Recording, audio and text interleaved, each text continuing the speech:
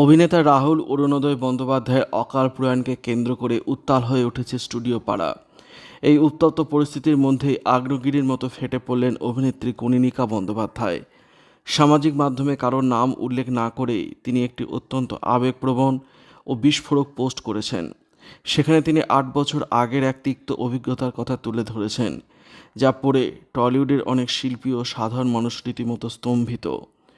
কনীনিকার এই পোস্টের পর নেটিজেনদের অনেকেই মনে করছেন এটি তাঁর অভিনীত জনপ্রিয় ধারাবাহিক অন্দরমহলের সময়কার ঘটনা। কনীনিকা তার পোস্টে জানিয়েছেন, প্রায় ৮ বছর আগে যখন তিনি ৩ মাসের অন্তঃসত্ত্বা ছিলেন, তখন কাজ করার পরও একটি প্রযোজনা সংস্থা তার ৩ মাসের পারিশ্রমিক আটকে দিয়েছিল। এমনকি স্পেশাল কমিটি বসিয়ে ঘোষণা করা হয়েছিল যে তাকে একটি টাকাও দেওয়া হবে না। অভিনেত্রীর অভিযোগ, সেই সময় শারীরিক অসুস্থতা আর গর্ভবতী হওয়ার সুযোগ নিয়ে তার উপর মানসিক ও আর্থিক নিপীড়ন চালানো হয়েছিল। আইনি পথে যাওয়ার পরামর্শ পেলেও নিজের সন্তানের স্বাস্থ্যের কথা ভেবে তিনি তখনও লড়তে পারেননি। আক্ষেপের সুরে অভিনেত্রী লিখেছেন যে সেই সময় অভাব কাকে বলে তিনি হাড়ে হাড়ে টের পেয়েছিলেন। গর্ভের সন্তান নিয়ে দিনের পর দিন পারিশ্রমিক না পেয়ে ঘোর অনিশ্চয়তার মধ্যে দিন কাটাতে হয়েছে তাকে।